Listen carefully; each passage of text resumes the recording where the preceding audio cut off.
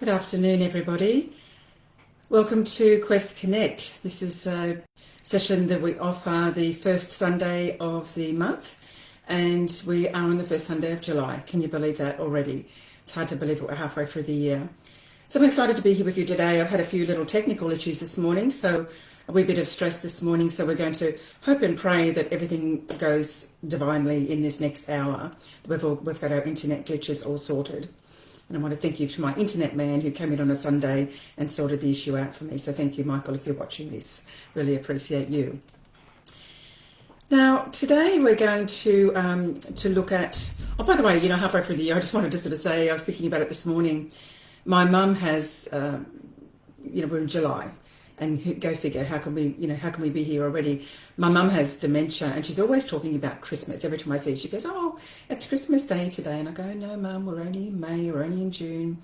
And it won't be long before I can actually say to my dear mum, yes, Mum, it's Christmas Day, because we're now on the downstretch towards Christmas as well. So just to give you a little bit of anxiety around that. So it does seem like only yesterday that I was listening to Patria doing the Quest Connect in January, where she was discussing the upcoming year, the forthcoming year, and how to live your life more consciously in 2023. So ways to be more present and ways to leave the past in the past and to not venture into the future. And it was a beautiful talk that Patria did. So I thought on today, and I thought it might be useful to look at ways how we can often get caught in these unconscious old patterns of behaviour, which hinders us from moving forward and living our life consciously. Sometimes it can feel like we want to move forward, but it can feel like somebody's behind us hanging onto our shirt and actually stopping us from moving forward. Or it can be like we've got a ball and a chain from the past that's actually holding us back. So I thought it could be useful this time of the year to have a bit of a look at that and to address that again. So as always, I'm coming here from Matcham on the Central Coast, and I'd love to hear from you where you're coming in from, where you're logging in from, what part of Australia, what part of New South Wales, even outside of Australia would be absolutely wonderful. And I can't see anybody that's logged on yet, but again, I have had a few problems with my internet this morning, so perhaps it's a little bit slow and having a rest on a Sunday. So we're going to do a coming to our senses. We always start with a coming to the senses, and believe me, I need to do a coming to the senses now, because as I said, I have had a little bit of a stressful morning. And at one stage there, I thought I was just going to have to ring up Xanthi and say, Xanthi, this is not going to happen today. But we muddled through and here we are. So I need this, I hope you need this, and let's just take a little minute to come back to us, come back to our present moment, which is a wonderful gift, the present moment. So what I'm going to invite you to do is to close your eyes, and I'm actually going to close my eyes today. So just closing your eyes if that's available to you. And let's just take a deeper, longer, slower breath, breathing down into the belly, breathing out with a bit of a sigh, letting go, shoulders softening, and feel your body sink into the support of the chair, maybe giving yourself permission to relax, to release, to let go, just 5% more. Attention points can be the neck, shoulders, the buttocks, the thighs, the jaw. Maybe just consciously allow those areas to relax.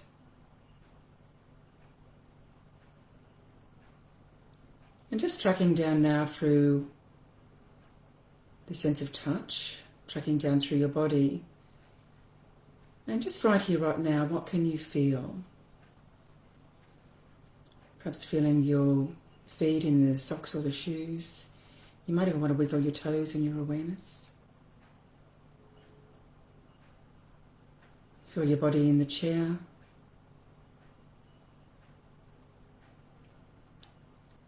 Maybe noticing where the clothing makes contact with your skin, or how the clothing moves as your body breathes.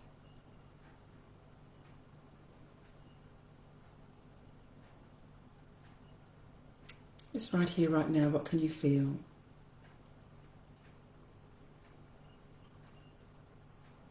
And then taking your focus to the sense of hearing and allowing your hearing to run right out, to extend right out into the environment.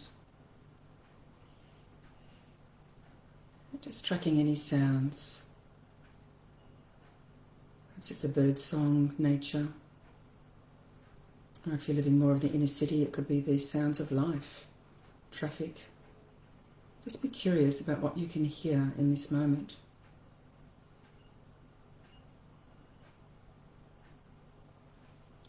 And even bringing it back to sounds that are closer to you, sounds within the room, the sound of my voice, and even sounds within your own body. Maybe a gurgling, a rumbling of the tummy, your heartbeat, the breathing, just noticing.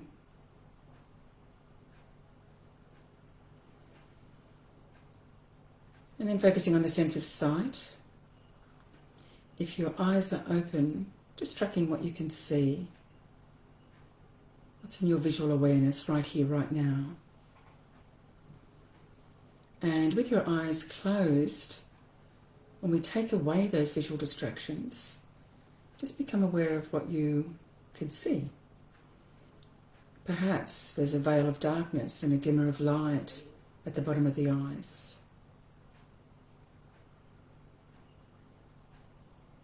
Just being curious about the sense of sight. And then taking your focus to the tip of the nose and the nostrils and tracking any scents or aromas in the air. Or even imagining a scent or a smell. Freshly mown lawn or freshly baked cookies. Just imagining.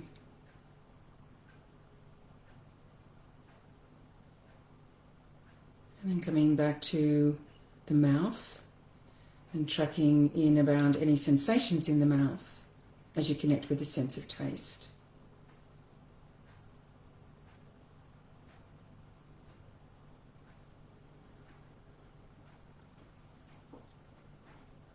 Just as you quieten the mind or notice the mind, if any thoughts come in, just acknowledge that thought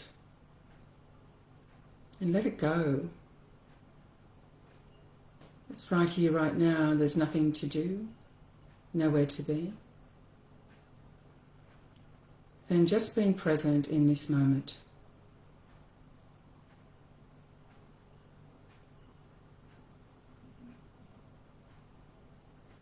And start to lengthen the breath now, maybe getting a little bit of movement into your body. And when you're ready, you can open your eyes. Oh, thank you. I hope you enjoyed that as much as what I did. All right, so look, let's dive into the content today.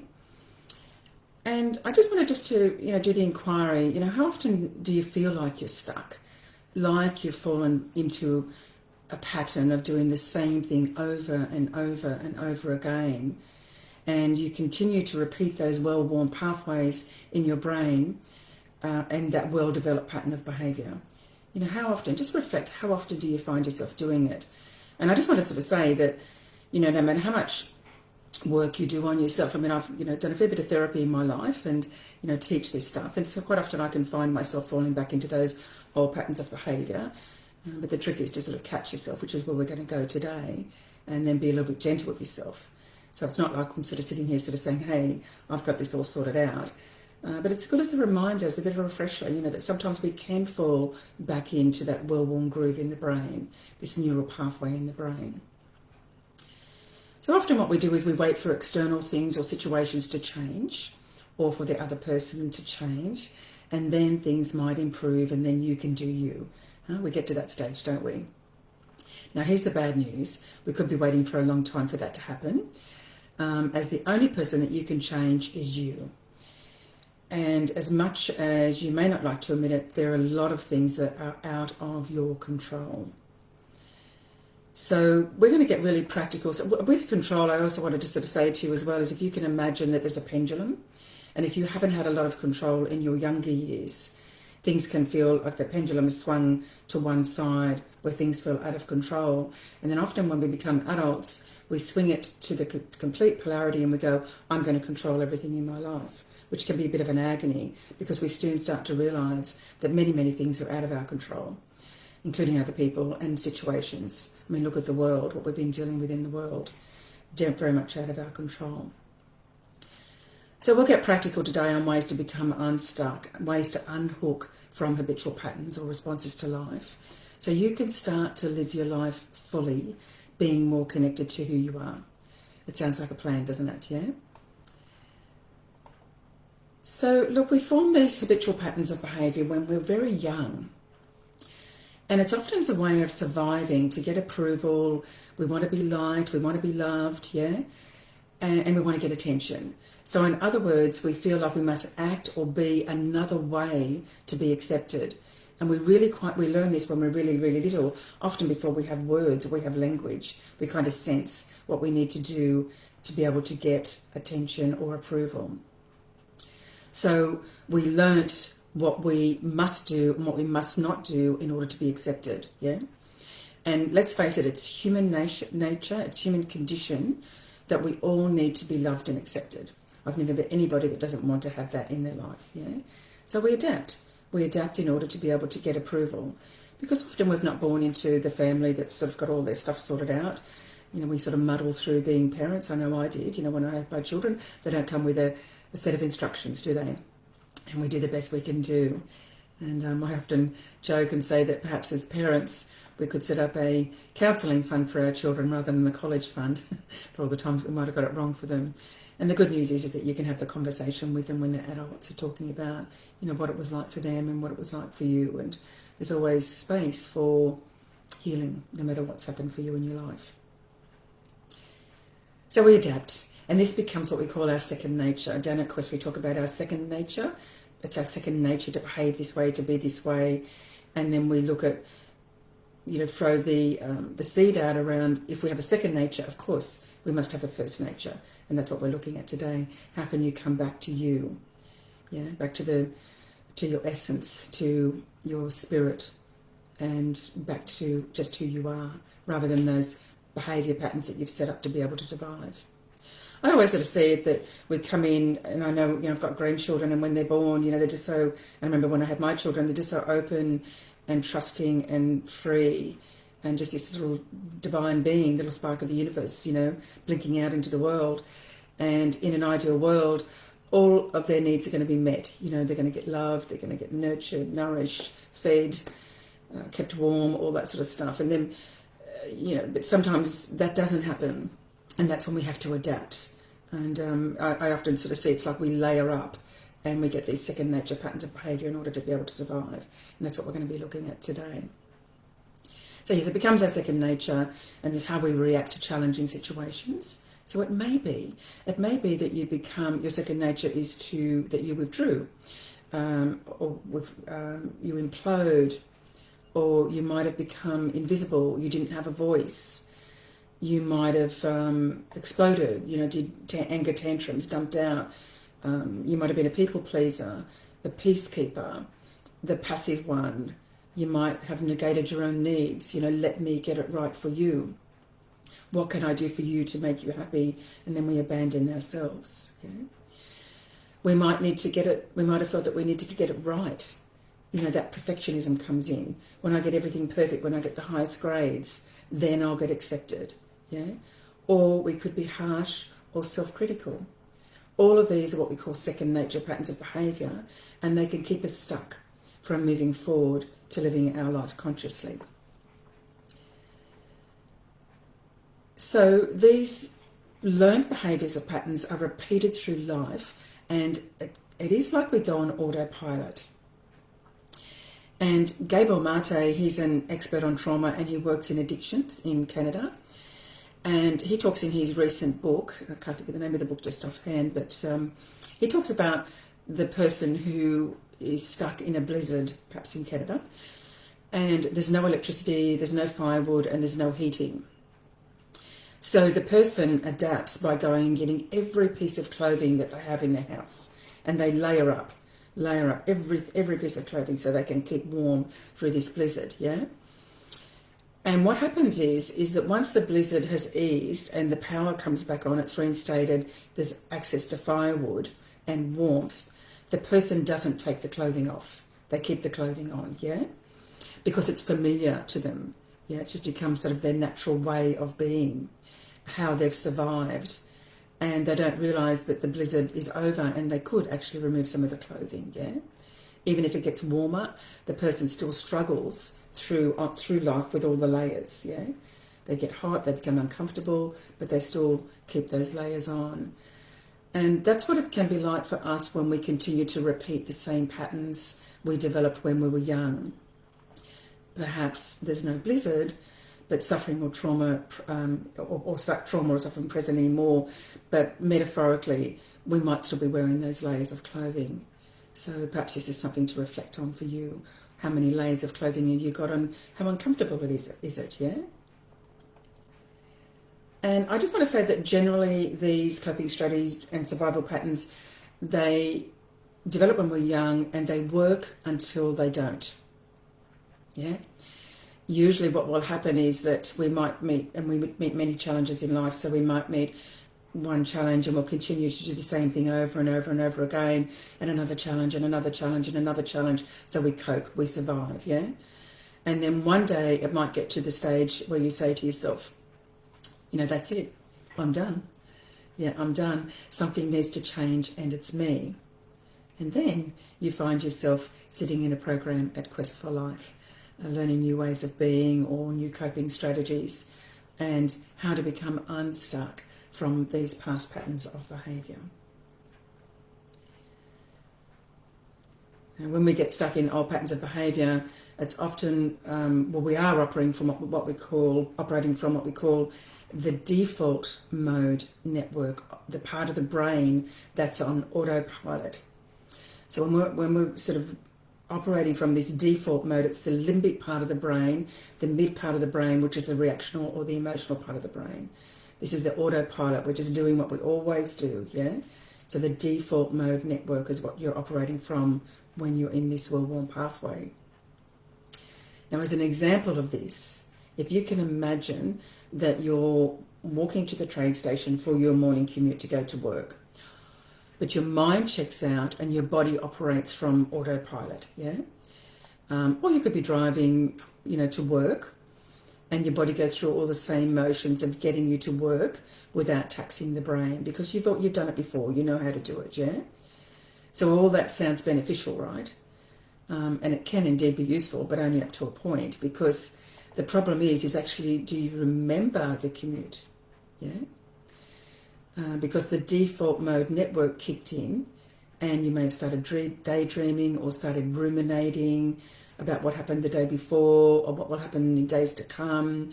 You could be anxious about something that's going to be happening at work. And this default mode network can hijack. It hijacks the mind where you mull over things. You go over things over and over and over again. And I know this happened for me one time. I was driving down to Terrigal and I found myself going to Erina, which is quite where I go to do my shopping, because I was on that default mode network. I would just gone into automatic pilot. And when I was halfway down, I'm not meant to be going here, I'm meant to be going the other way. So it sort of hijacked me, and took me into it, because I was thinking about something else. I wasn't being mindful at all. So I'm just going to see if anybody's sort of logged in here as well. Oh, Glenn's here again. Thank you, Glenn, and Xanthi and Pauline from New Zealand. Fantastic. It's really good to see you all. Now, in Patrice, talking about this mulling over, how we go over things in our mind, and it can be a real nightmare, really. It's just such an agony when we do that. But in Patrice's January session, she talked about this mulling over our problems and going over and over things in your mind. And Patrice talked about it being like a ball of twine. And the more you pull at the end of the twine, the more stress, worry and concern, the more you catastrophize and ruminate, yeah? The tighter the ball of twine becomes, and your whole body becomes tense and tight. And this is what will happen when the mind takes over, when we go into that default mode network. And they say that the mind is a wonderful servant but a dreadful master. And, for me, I often say to my clients, one of the biggest ways to heal is to come from here down to here, down into the heart center, down into the body. And, coming from right here, right now, this is how I feel rather than what I think, yeah? And thinking is wonderful. I mean, it gets us many things done in the world, doesn't it? You know, we have lots of creative ideas about setting up programs or designing different things, engineers. It's absolutely wonderful, but not all the time. If we can give it a bit of a rest for a little while, it would be great. Now, when you're operating from the areas of the brain known as the default mode network, there are links to higher levels of rumination in depressed individuals. They've actually done studies on the brains. And, you know, depressive thoughts and rumination about regrets, failures, shame and anger, all of that sort of becomes heightened when we're in this, operating from this part of the brain. And it's also shown that there is more activity in the default mode network in the brains of lonely people. And when you think about it, this really makes sense, doesn't it? Because when we're alone, we have more time to think. Yeah? About what happened in the past. We go over things. We might think about what's going to happen in the future. And this is never going to get any different. I'm always going to be lonely. You know, life's dreadful. And we're sort of filled with worry, dread and anxiety. Yeah? So at Quest, for those of you who have been to Quest, on a Thursday night we show, you know, TED Talks and little film clips that reinforce the teachings down at Quest. And we show a film clip called It Just Takes 10 Minutes by Andy Puddicombe. He's the founder of an app called Headspace, a meditation app. And Andy was a former monk, and he does this lovely thing with juggling balls around what happens in our mind. I'll put the link up on the feed later for you. And he talks about the benefits of 10 minutes a day. You know, if you can start with 10 minutes of meditation a day, it will make a huge difference. But in this TED Talk, he discusses how studies have shown or indicate that we're lost in thought 47% of the time. Yeah? We're lost in thought 47% of the time. That's a lot. So almost half of our day, yeah, we're lost in thought or caught up in what we call this default mode network on autopilot. Yeah? As I said, mind is a wonderful servant but not such a good master. It can take us to places that are quite unhealthy for us. And, you know, last week I worked down at the Quest Centre, and I was working with my beautiful friend and colleague Aurora, who hadn't been down to Quest for 4 years because of COVID. And so she finally got herself back down to Quest, and it was such a joy to work with Aurora again. And Aurora said, you know, that one of the things that she finds is that if you are deeply depressed, if you can change your thought processes, you know, change your inner language, your inner dialogue, it can have a positive effect on the depressed mood as well. So 47% of the time that we're in thought, we need to be mindful about what we're thinking about, yeah?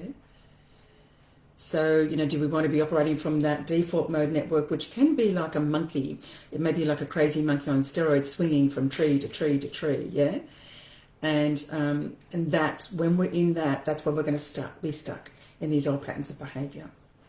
And as I said, it will work until it works, until one day we go, yeah, I'm a bit over this now. I feel like I need to do something different. And when we get to that stage, it's such a gift. When you can get to that, I want something to be different. I really want to live my life fully. And, you know, as a therapist, when I get somebody that comes into my room and says that to me, I feel like I want to do one of those Toyota jumps, because it's such a joy to work with people who want to shift. And that's why, you know, love working down at Quest, because we see that people make the journey down to Quest and they're committed to change. And, you know, taking a huge risk as well. They have no idea what they're in for and trusting that it's all going to work out. So to observe what you've been doing and to know the need to change, perhaps you're unsure how to do this. So we're going to get really practical about. So, you know, I'm hoping your curiosity is piqued, because this is where we're going today.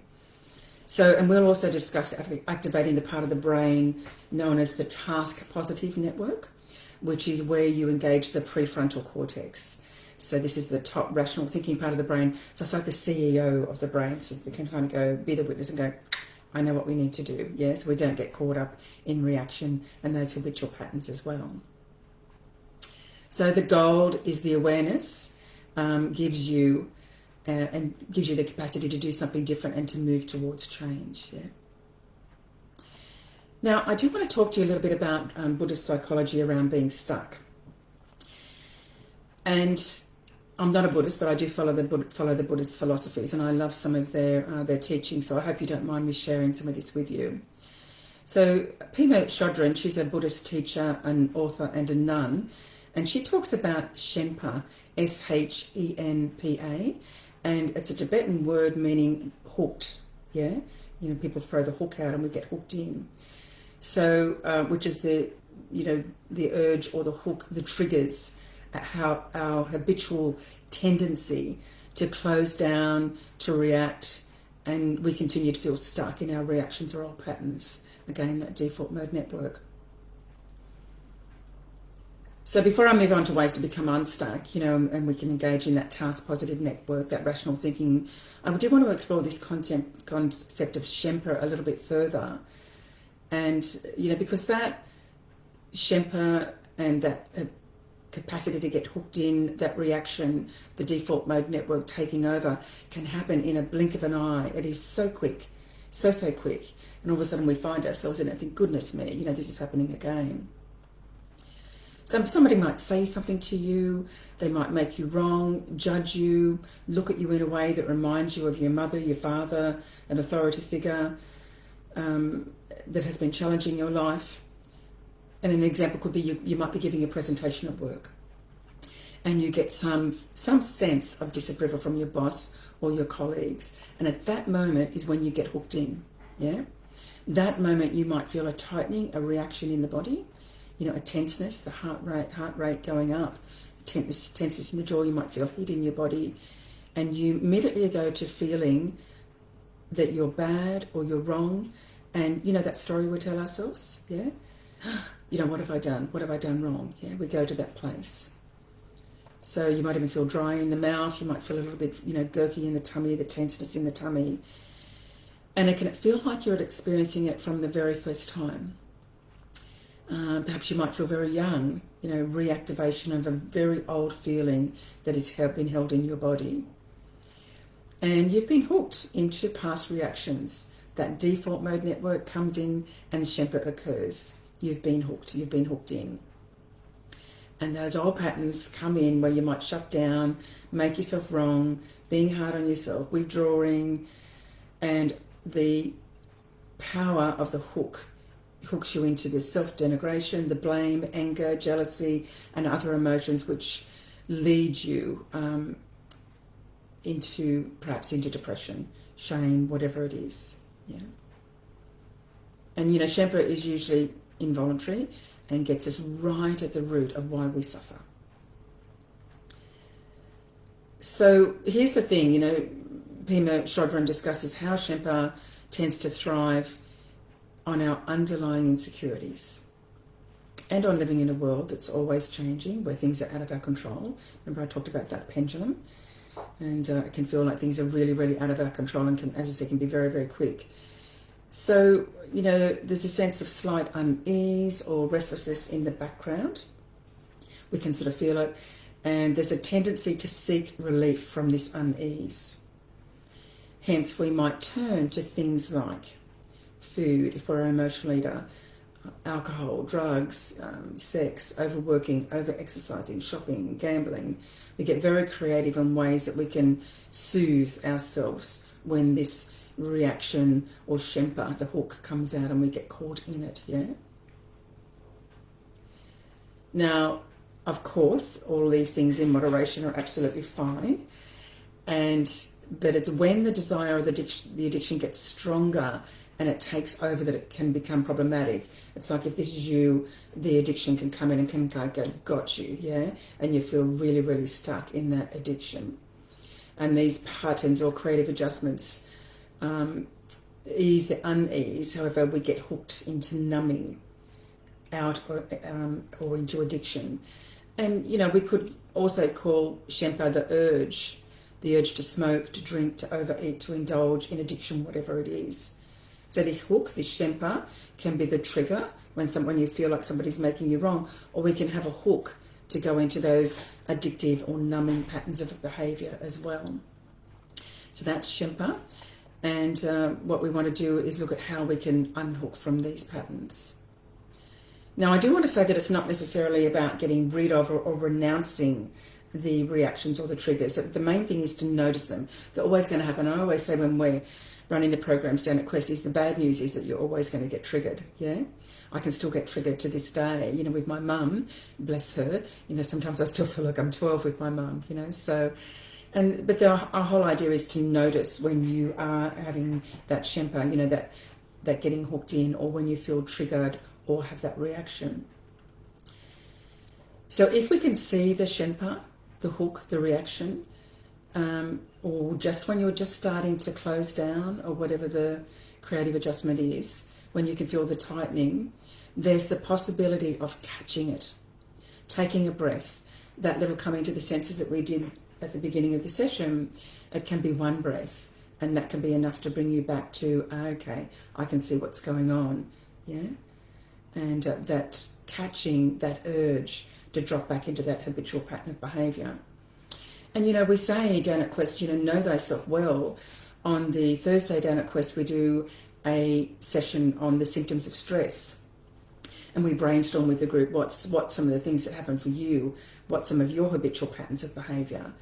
And, you know, we put it up on the board and have a bit of a look at that, and we get everybody to write down their top 6 symptoms of stress. And, you know, maybe to put it onto a little post-it note and have it up somewhere so it can be a little bit of a reminder. You know, I know for me, one of my top 6 symptoms of stress is when I start to withdraw, because that was a well-worn pattern for me when I was a child. I just shut down, metaphorically went into my cave. So if I start to go quiet, I can now catch myself and go, what's going on here? On a good day, I can catch myself and say, what's going on here? Yeah. So this is the thing, if we can catch it, not making it wrong, but just to have a little bit of compassion around it, like, oh, isn't that interesting? I'm still getting triggered, I'm still getting hooked in by that, yeah?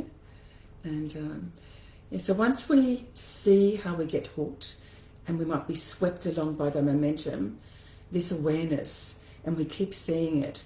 And perhaps the best thing to do, what we say down at Quest, is, given I'm having this reaction, why wouldn't I be having this reaction? What's the best response for me in this moment? You know, what do I need? Quite often I put my hand on my belly and my chest. Okay, I'm having a reaction. You know, what's the best thing that I need to do for myself right here, right now? And it could be, you know, getting outside, getting into nature. You know, it's one of my things. I love getting out into the garden. You know, getting out, getting some sunlight on your face, taking a few moments, a breath, a couple of breaths, 5 minutes, whatever it is. You know, what is it I need right now? So again, we don't want to make these reactions wrong, because they've kept you safe. You know, that's a fight, flight or freeze response. You know, we're cavemen back in the day, and we have a saber-toothed tiger coming at us.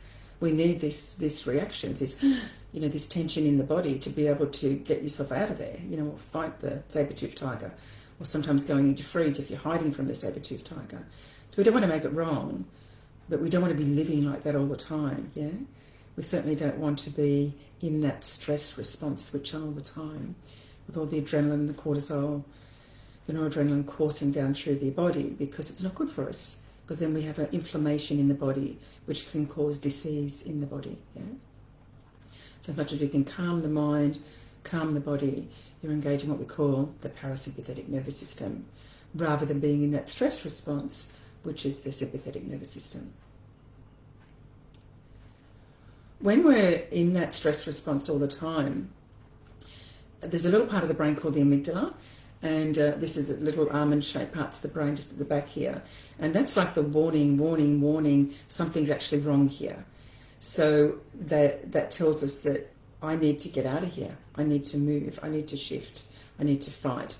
And when you are constantly, if you've had trauma in your life and you have been in survival mode, the amygdala actually gets larger, yeah?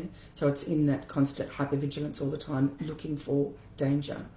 And I'll quite often say to my clients, one of the mantras that I often suggest is, right here, right now, I'm safe. So you can give yourself the message, you know, like, I'm not fighting a saber-toothed tiger anymore. Right here, right now, I am safe and I'm okay. And the good news is that when you meditate, it shrinks the amygdala. It's been scientifically proven. They've done research on it. They've done scans on brains. It actually shrinks the amygdala, so we become less reactive, less likely to fall back into those old patterns of behaviour, those well-worn patterns of behaviour. And I quite often tell this story down at Quest, but I remember seeing a cartoon, I think it was on social media, it was many, many years ago now, but it was a guy leaning over a bar, and it was obviously on a first date with a woman, and he said, I just need to let you know that I have an enlarged amygdala. Now, if you knew what an enlarged amygdala was, you would probably sort of say to the guy, well, you know what, how about you go to Quest, do a little bit of work on calming your system down, then come back and have another date with me. And I thought that was quite funny because, you know, a lot of us are walking around with enlarged amygdalas, particularly if we've experienced trauma, you know, because it's the brain adapting and trying to keep us safe, you know. But we need to let the brain know that right here, right now, we are safe. So I'm just going to see if there's any other comments down here. Okay, so Donna says she loved It's Called a Hook. Yeah. Yes, and I will send the link, Donna. Hi, Donna. Lovely to see you again. And Julie's here as well. Beautiful. I've got a couple of people logged in. And my internet's working. Yay. I'm so grateful. And like I said, I had a bit of a stressful morning. Now, look, let's get really practical on ways we can recognise this Shempa and therefore have the capacity to do something different. Now, it's such a gift when we can do something different. Now, the number one practice is meditation. Meditation, meditation, meditation. When you can sit quietly, you have the capacity to observe that busy mind. And what it's telling you, goodness me, it tells you rubbish. It takes you to places that are really, really unhealthy for you, yeah? You observe the impulse and the body's reactions and just notice. You have the capacity to notice, to be the witness, and keep coming back to the present moment. And this can be by using your breath. You can have the breath as an anchor, you know, just right here, right now. Perhaps it's a mantra as an anchor. It could be something like right here, right now, I'm present. Or be here now. Or breathing in peace and calm, breathing out anxiety and tension. You know, something along those lines, just to bring yourself back to the present moment, yeah? And then you have the capacity to be able to observe what's going on in the mind and how there's that impulse of being able to hook in. And we see this all the times. I mean, if people are in reaction or get hooked in with this Shempa, then what can happen is if we go into reaction, we can do a lot of damage. We can hurt people with our words, sometimes with our bluster, sometimes with hurting other things. And Nelson Mandela always says that, or used to say, when the blood boils, don't speak. Yeah? And I love that, when the blood boils, don't speak. So, and I think there could be a second sentence there, when the blood cools, yeah? When we can have a little moment to take ourselves away, when the blood cools, come back and have the conversation, yeah, around what's really going on for you. And that's coming from that place of response. We can respond from our adult when we can engage the different part of the brain, that neocortex part of the brain. And the more you can meditate, the more it will weaken those patterns of getting hooked into those habitual thoughts or patterns. And so it's such a gift when we can do this.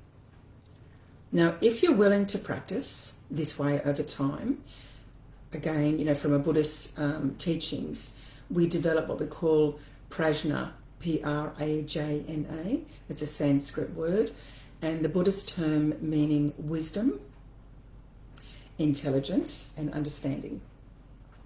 Now, that's a bit of a gift, isn't it? We can get some wisdom, some intelligence, and some understanding. So this is where we begin to see and witness the whole chain reaction clearly. Yeah? Oh, isn't that interesting? I'm feeling really, really wired up right now. I can feeling myself getting hooked in. I feel myself being judged. You know, so just to acknowledge, allow, and accept. And for those of you who have been to Quest, this is really reinforcing the mansion of emotion, where you're actually going in and just acknowledging, allowing, and accepting. Yeah. Whatever is happening in this moment, yeah? And as you practice meditation, this wisdom becomes a stronger force than the hook of Shempa. Hence, it has the power to stop that habitual chain reaction. And of course, you know, bringing this back to neuroplasticity of the brain, the more you meditate and become the witness and what your mind is telling you, you have the capacity to disengage from that default mode network, which is the limbic reactional part of the brain, that monkey mind that we spoke about, and you can engage the CEO part of the brain, and which is the prefrontal cortex, known as the task positive network.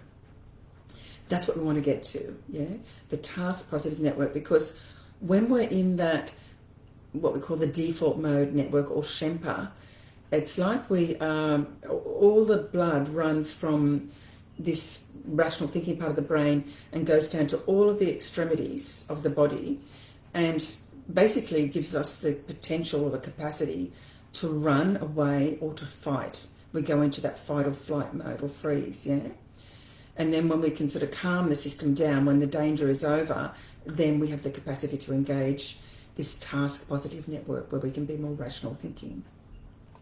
Take yourself away. Take a few breaths. Go and sit out in the sun. Feel the sunlight on your body. So activities such as these are some really practical things that will help.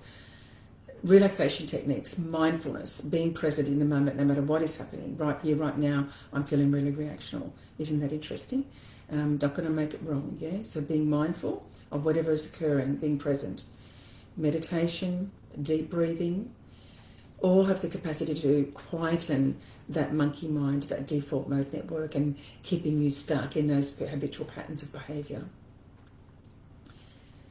And a study that appeared in the Journal of Cognitive, Affective and Behavioural Neuroscience showed that meditation is associated with reduced activity in the default mode network, so less activity in the limbic part of the brain, and less potential of getting hooked in as well.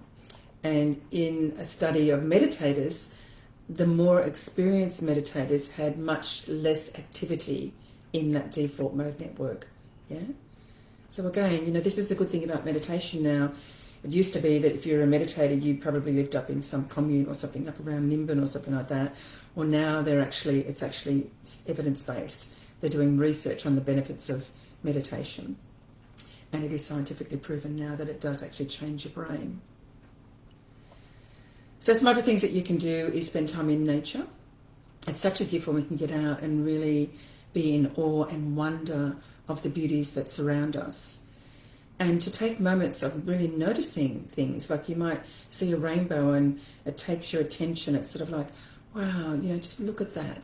Isn't that just amazing? It might be a morning mist. It might be watching the moon, the stars, a sunrise, a sunset, swim in the ocean in the early morning. Just taking moments to be in nature and really connect with your gratitude for being in that present moment, about all the wonders that you experience and see in the world. And the other thing that you can do is, and I'm going to really encourage you to do this, is to celebrate the wins. We're really good at telling ourselves when we get it wrong and we're never going to get over this. We're really good at sort of bashing ourselves up. Aren't I stupid? I'm doing the same thing over and over again. So what I'm going to suggest here is to celebrate the wins, the times when you do something different and you can feel proud of yourself. And just be kind to yourself, I did good today. I had that little reaction and I chose a different response. So be your own inner coach, yay, you did okay today. And it's such a gift when we can have that self-compassion and speak to ourselves gently and kindly. I often say that if we spoke to our friends the way we speak to ourselves, we probably wouldn't have any friends. And isn't that the truth? We probably wouldn't have any friends. So another thing that you can do is let go of the past and your story. You're more than your story. We have a story, but we're not our story. And sometimes it can feel like the story is enveloped in us and really has a lot of power over how we're living our lives. And, one of my sayings is, it didn't happen to me, but it happened for me. I think it's a good way of doing a bit of a reframe. Yes, this did happen to me. But it happened for me, because often when we do experience challenge, we can have some sort of meaning from it. It changes our life in some way. We all experience challenges. We never get through this life without experiencing challenges. So it's an opportunity for you to shift from those outworn old patterns of behaviour and to do something different. And it's not easy. I want to say that. Often it's it's much easier to sort of go for the chocolate or the wine or the drink, or to shop more, to exercise more. Sometimes it's easier because we know that really, really well. It feels comfortable for us, and it can feel really uncomfortable when we go and do something really different. Yeah, and I'm always just in awe and wonder that anybody who wants to take the risk or the huge challenge in their life to do something different. Yeah, in their life to do something different. So it's not easy, and it's worth it. It's absolutely worth it, because we've got one life, haven't we? As far as we know. And it's not really that long by the grand scheme of things. Life seems to be going past very quickly now, particularly as I get older. So, to enjoy every moment, to live every moment of every day like it's your last, could be such a gift, if we can get to that stage. Because when you listen to the stories in your head, you're thinking about events that happened in the past. Perhaps you're going into your shame, blaming yourself for what's occurred in the past. Perhaps wishing that things could be different, would have been different, can be different. And you can't change the past. That's a reality. We can't change what's happened. So can we change the way we are in this present moment and live your life fully now? And just as an offering, perhaps, this is something that you might want to work on with your therapist, or, venture down to Quest if you feel that you need to. I hope I'm selling it to you if you haven't been there before. Perhaps giving yourself or forgiving yourself for some of the decisions that you might have made in your life, or forgiving others, or accepting, that this did happen, it happened to me, and I'm going to unhook from it. I'm going to release myself from the past, and I'm going to move beyond. I'm going to move beyond my story and not allow that to have power over me or control over me. Now, the other thing that we can do is to change our perspective. Once you release the grip of the past, then you have the capacity to see your reality in a new way, and you can challenge those negative belief patterns. When a negative thought comes in, I'm just going to invite you, or just very gently challenge you to ask yourself, is this true? Is this true about me? And who told you this? Yeah, challenge it. Challenge the belief. Yeah, and then you feel freedom, and you can perhaps change your attitude and get a new belief about yourself. Yeah, like you're doing okay. You're okay, and tell yourself with kindness, gentleness, self-compassion. And when you meditate or spend time alone, you have that capacity to listen to your inner voice and to gain that new perspective. So it's like actually, I sort of say perspective taking is when you can take a step back, which is what happens when you have time alone or meditating or sitting in stillness, reflection. So if you take a step back and you can look at the situation through a different window, it's like you're looking at it from a different angle, or you can widen the lens on the camera to look at it more fully, or take the blinkers off. And I'm not sure whether those metaphors work for you, but any one of those. So basically getting a different perspective on the situation can actually be a game changer as far as unhooking from those old patterns. And I want to invite you to start with small changes. Yeah. So changing one thing in your day can have a massive impact upon your life. So start with small things, and remember, small things are actually big things. Yeah. Small things make a big difference. Perhaps you could start your day with that 10 minutes a day of just sitting and meditating. And 10 minutes is doable, huh? I have to say, if you can't find 10 minutes in your day, maybe it's something to look at what's really going on in your life. 10 minutes, you can start with 10 minutes. There's lots of meditations online. You can go on to Insight Timer. I'll pop a meditation up at the end of this as well, on the link as well, for you to be able to listen to. So just see if you can take some time to sit quietly in your garden, feeling the sunshine on your face, listening to the sounds of nature and being in the present moment. Yeah. So start with small things and to celebrate those small things. Or you might make a choice to skip little things that don't light you up. So what we're doing now is we're starting to challenge the shoulds. Yeah. Don't should on yourself. take the shoulds out of your life and maybe just do things that light you up, or limit the amount of time with people who don't light you up, and maybe that hook comes out with them. You can feel the Shempa coming in when you're with those people. And I'm going to invite you to, remain hopeful. Petrea says or we say down at Quest, that hope has to have legs. So if you want something to change, there is a need for you to do something differently. So, in life we experience disappointments and challenge, and perhaps this can feel to times when we might have felt helpless or even negative. And this is the stuckness, I'll never get over this, life is tough. So, holding on to hope and changing that inner dialogue, as I said before, so going more down the positive bias rather than the negative loop. And that can feel like we're going down a drain pipe, being dragged down and down and down into darkness or despair. So see if we can sort of stay more on the positive bias and holding hope that things can change. You can do this. Be your own inner coach. There's lots of inspirational books, podcasts. You can have prayer, meditation, visualization.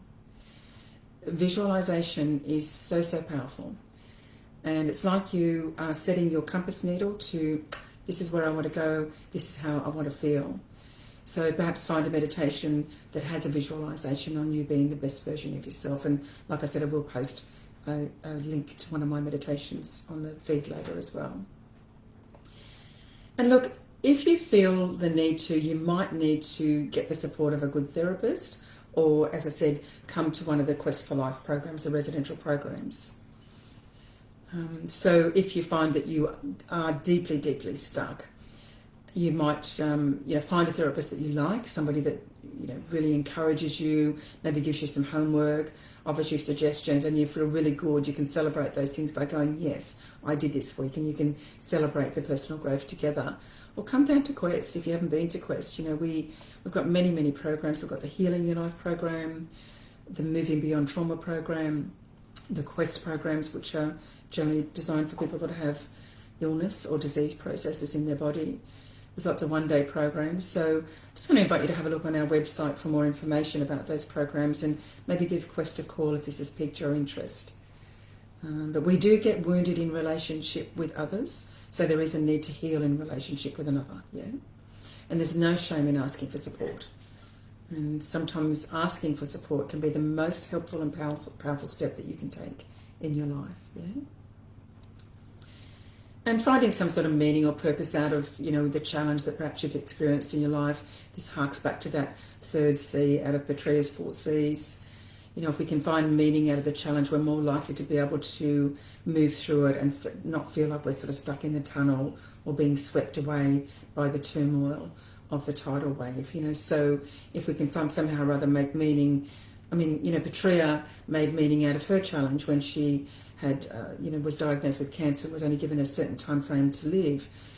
She made meaning by setting up the Quest for Life Foundation and making a safe space for people to come to so they can do the healing. But sometimes when we experience challenge, loss, grief, whatever it is, maybe the meaning that we make is that from now until I go, I'm going to look after myself, look after my mind, my body, my spirit, and live the best version, live my life consciously, unhook from those old patterns of behaviour. Yeah? So start to think about that. What is it you can actually make some sort of meaning? Could be volunteering, helping others from your own trauma, that wounded healer. Perhaps you might help others, protecting others, animals, being an advocate. Just to look at, what makes you happy, what lights you up as well. That's the sort of thing we're talking about here. So, just to start, this hour's gone mighty quick, but when you feel stuck, or hooked in by triggers, we often wait for external things to happen, for external things to change. But it doesn't, happen. It comes from within us. It doesn't happen externally. It comes from within us, the change. So as I said, change is scary, it's painful, and it's doable. Yeah, it really is. It's so I want you to sort of hold that hope and see if you can start to apply some of these things that we've spoken about today. But really, awareness is the key.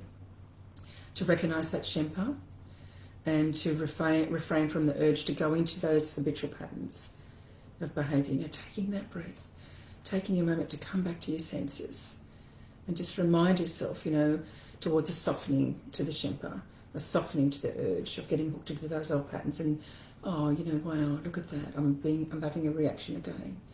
You know, how human of me to have this reaction. What is it you need now? I often say, you know, speak to yourself as if you were a child or a good friend, yeah? And if you can do that, you will have a huge impact towards unhooking from those old patterns of behaviour. I have a poem for you, and it will really sort of reinforce what I've been talking about here today. It's called An Autobiography in 5 short chapters. So the first chapter is, I walk down the street and there is a deep hole in the sidewalk. I fall in. I am lost. I am helpless. It isn't my fault. It takes forever to find a way out. Chapter 2. I walk down the same street. There is a deep hole in the sidewalk. I still don't see it. I fall in again. I can't believe I'm in the same place. It isn't my fault, and it still takes me a long time to get out. Chapter 3. I walk down the same street. There is a deep hole in the sidewalk. I see it there, and I still fall in. It's a habit. It's my fault. I know where I am. I get out immediately. Chapter 4. I walk down the same street. There is a deep hole in the sidewalk. I walk around it. Chapter 5. I walk down a different street. And I just love that poem because it really reinforces that, you know, no matter how much work we do on ourselves, healing work we do, often we can find ourselves, you know, back down that street, falling into that same hole again. And when that happens, like I said, be gentle with yourself. How human of you. And then you can catch yourself. And then you can sort of think, oh, okay, there I go again. I'm actually going to choose to go down a different street this time, yeah?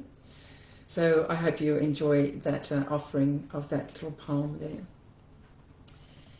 Now, I am going to finish with a little meditation. I might go a little bit over. So, all right, so that's fabulous. We've got a couple of lovely comments there, which is great. We've got people that are logging in.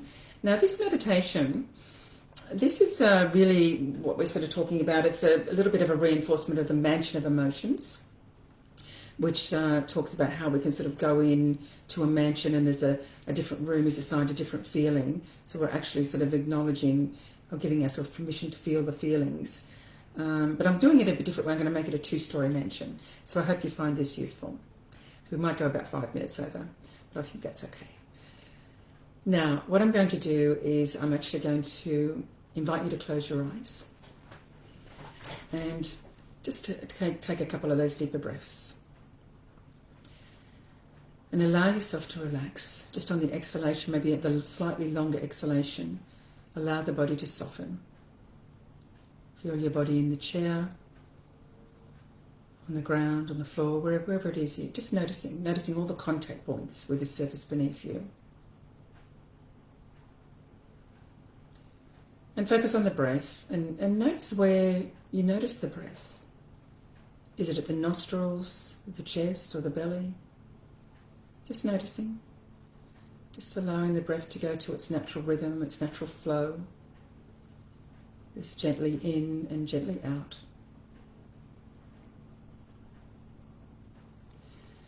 Now in this relaxed state, I want you to imagine, because you can do anything in your imagination, that you're walking into a 2-story mansion. This can be a mansion of your choice. It's your imagination and you can do anything you like. It can be a Southern American mansion, whatever's in your mind's eye.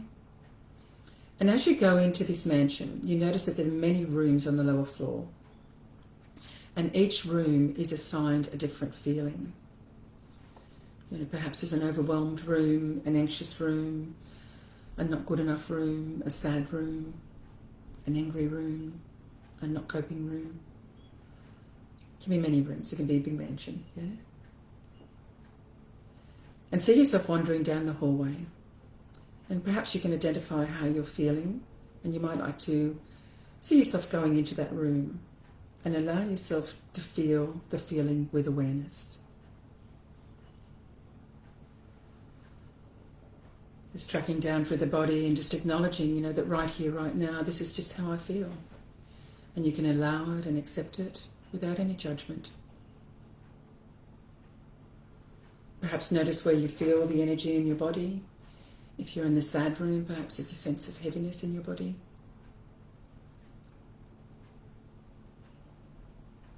Imagine a colour that represents this feeling.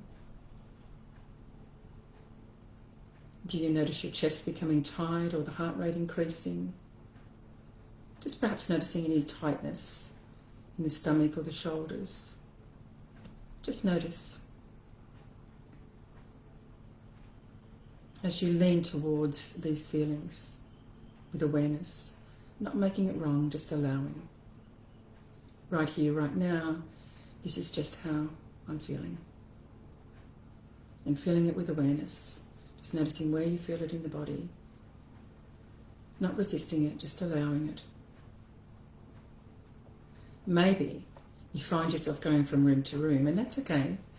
You might have many, many emotions, many feelings that are just bubbling up, and you can go into one room and then into another and then into another. Feeling it with awareness. And at the end of the hallway, you notice that there's a stairwell, and it's lit up with a white light shining down from above. And you feel so drawn towards this light that you start to climb the stairs to the upper floor of this mansion. And as you reach the upper floor, you are immediately taken back by the openness, the brightness, the expansiveness of this large sunlit area.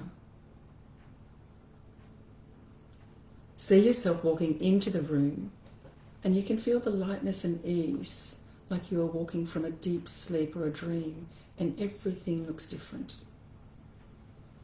Maybe allowing a couple of deeper, longer, slower breaths here, as you get a sense of the openness and the expansiveness of being here on the upper floor.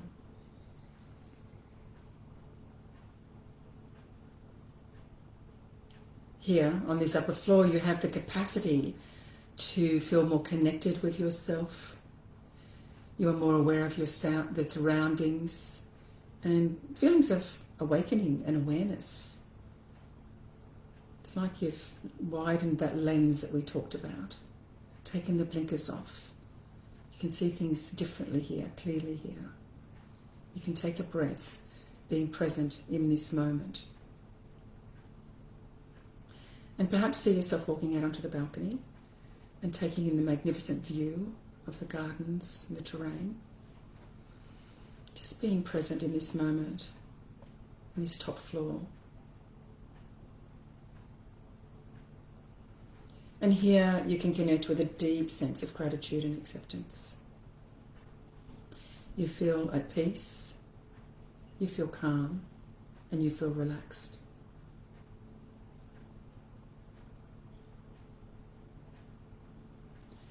So take some time to lean into this and allow these feelings of being in this upper floor, in the upper part of our brain, the neocortex part of our brain, where we can be the witness to what's going on.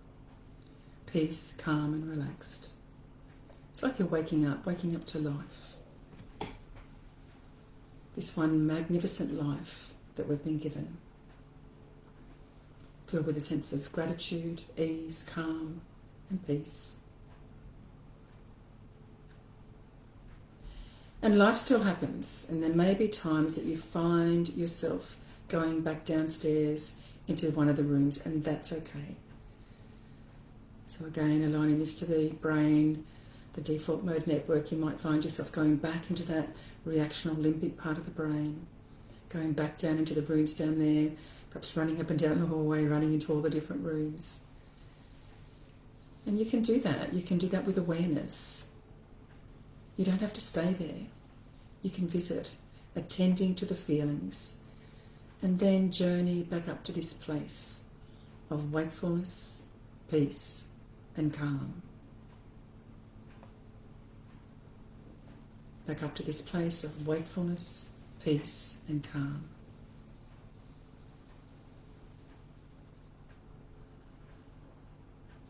Now begin to take some longer, slower, deeper breaths. as you bring your energy back into the room. Maybe the slightly longer exhalation and having a little bit of a stretch, the way a cat stretches after a sleep. And then if your eyes are closed, I'm going to invite you to open your eyes and bring your energy back into the room. And thank you so much for being with me today, for connecting with me today. And I can see some people that have Julie's here as well, and Elaine. I can send you I think I have got that recorded, Elaine, so I'll see if I can pop it on there for you, love. Yeah. So I hope you've enjoyed the talk, and as I said, if you feel like you're really stuck, get some support. Yeah, find a therapist that you like. Get yourself down to Quest. It's such a gift if you can do that for yourself, to take 5 days out for yourself. It's a transformational program. I've been working down there for over 14 years now, and I just love it. And I love it so much because it reinforces that this works. You know, everything that we teach, all Patria's teachings, philosophies, they do work. Yeah. So thank you so much, and I do hope that you found today to be useful, helpful, to helping you move forward in your life, to living a more conscious life, this beautiful life that we have. And please enjoy the rest of your Sunday. Thank you. Bye now.